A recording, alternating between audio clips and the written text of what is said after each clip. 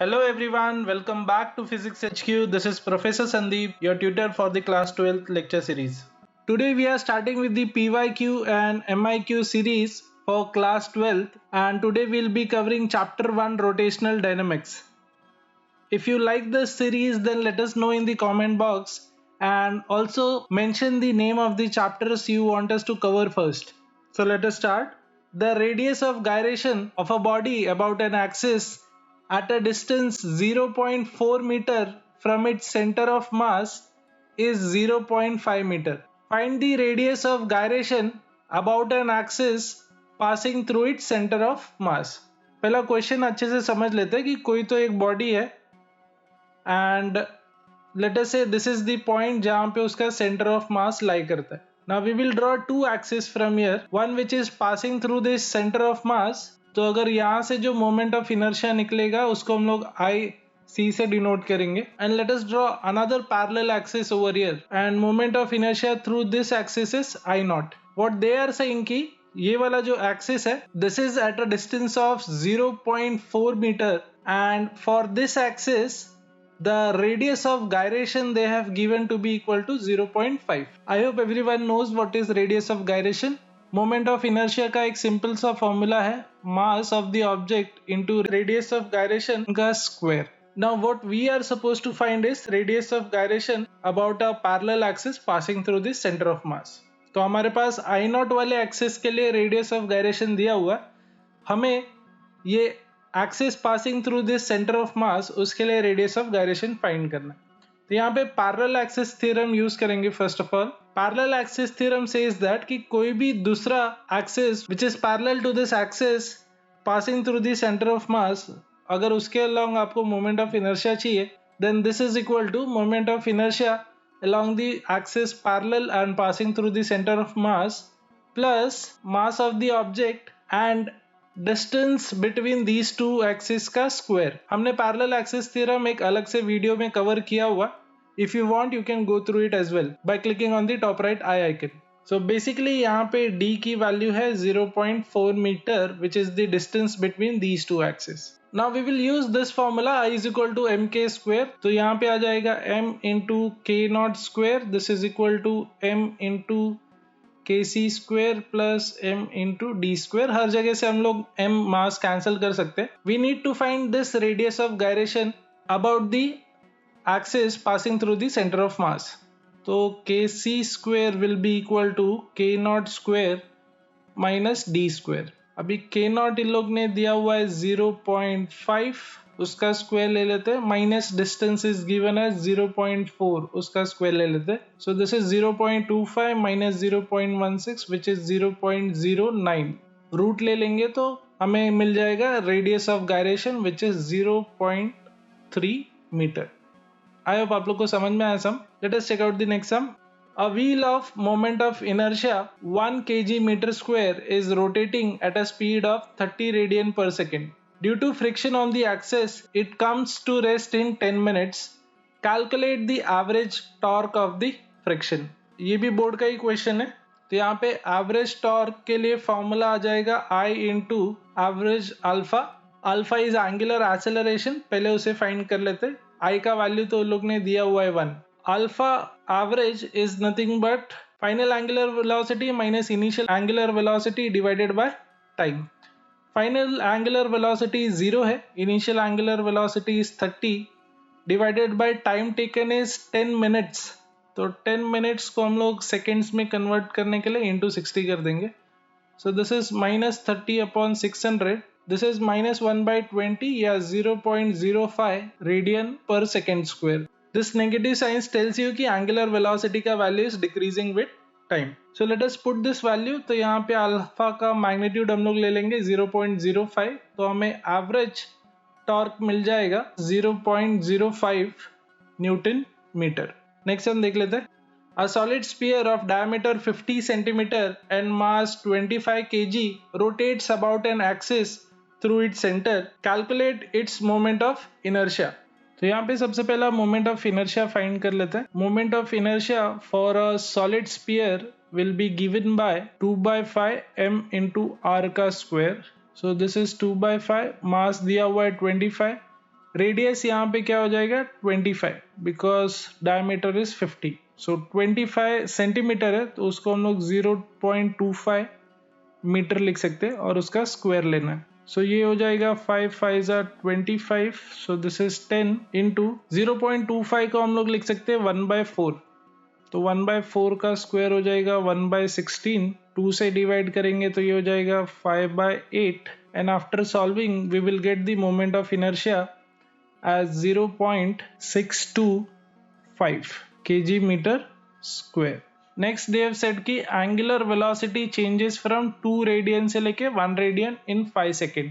Calculate the torque applied. तो यहाँ पे torque will be again I into alpha जैसे लास्ट वाले सब में हमने किया था, and alpha will be omega 2 minus omega 1 divided by time. Omega 2 is final angular velocity which is 1, omega 1 is initial angular velocity जो कि 2 है, divided by time which is 5, तो ये आ जाएगा -1/5 radian per second square. Now this minus sign once again tells you कि omega का value is decreasing. Let us put all the values over here to find torque. तो ये आ जाएगा 0.625 इंटू 1/5, तो ये हो जाएगा 0.125 newton metre. Hope you all understood this. Next हम देख लेते हैं. A meter gauge train is moving at a speed of 72 km per hour along a curved railway of radius of curvature 500 meter at a certain place. Find the elevation of the outer rail above the inner rail so that there is no side pressure on the rail. Basically ये लोग maximum velocity का formula पूछ रहे. Let us first of all convert this velocity which is 72 km per hour into meter per second. तो उसके लिए हम लोग 5/18 से मल्टीप्लाई करेंगे. 18 4 is 72, तो ये हो गया 20 metre per second. So this is the elevation they are talking about. ये एंगल थीटा है यहाँ पे. ये इनर रेल हो गया, ये आउटर रेल हो गया at some height, so that वो जो आउटवर्ड फोर्स है सेंट्रीफ्यूगल फोर्स को बैलेंस कर सके. And we are suppose to find this height elevation. ये वाला डिस्टेंस उन लोग ने 1 मीटर दिया हुआ है, दो ट्रैक के बीच का डिस्टेंस. अ मीटर गॉज ट्रेन मतलब 1 मीटर का डिस्टेंस है दोनों ट्रैक के बीच में. कुछ लोग गलती से इसको 1 मीटर ले लेते हैं and then they end up getting wrong answer. Always remember this. 1 metre gauge का ट्रेन बोला है तो ये दोनों पॉइंट का डिस्टेंस का बात कर रहे लोग. Point A B. Let us go ahead. We know that v is equal to root of r g tan theta होता है इसके लिए. Now we can rearrange this और इसको हम लोग लिख सकते हैं tan theta equal to v square by r g. Velocity दिया हुआ है 20 का स्क्वायर आ जाएगा यहाँ पे. रेडियस इज 500, g का value is 9.8. So we got tan theta equal to 4 upon ये 9.8 इंटू 5 आप करोगे तो आ जाएगा 49. So from here we got theta is equal to tan inverse 4/49 आप सॉल्व करोगे तो ये आ जाएगा 0.0816 एंड ये tan इनवर्स लॉग बुक में से आपको मिल जाएगा to be equal to 4.66 degree. Now in this triangle that we are seeing over here, ये जो हाइट है it is opposite to this angle theta. So we can say h is equal to distance between the two tracks into sin theta, क्योंकि sin theta क्या होता है opposite upon hypotenuse. So you will have sin theta is equal to h upon d. So from this you will have h equal to d sin theta. d का value is 1. sin theta में we got sin of 4.66 degree. Once again logbook से if we will check this natural sin के table में we will get this as 0.0812 and this is in meter. अगर इसको हम लोग centimetre में convert करेंगे so this will be 8.12 centimeter. So this is the elevation that we need. Hope you all understood this. Next वाला सम देखते हैं. A flat curve on a highway has a radius of curvature 400 meter. A car goes at a speed of 32 meter per second. What is the minimum value of coefficient of friction that will prevent the car from sliding? So यहाँ पे v is equal to root of mu r g आ जाएगा. mu is coefficient of friction जो हमें find करना है, तो mu will be v square by r g.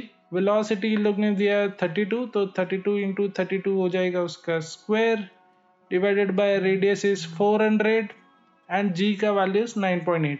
इसको 4 से डिवाइड करेंगे तो ये आ जाएगा 100 और ये हो जाएगा 8 सो वी गॉट 32 इंटू 8 और डिनोमिनेटर में 9.8 इंटू 100 हो जाएगा 980. इसको फिर आप लॉग से सॉल्व करोगे, you will get the answer as 0.2612 as the coefficient of friction.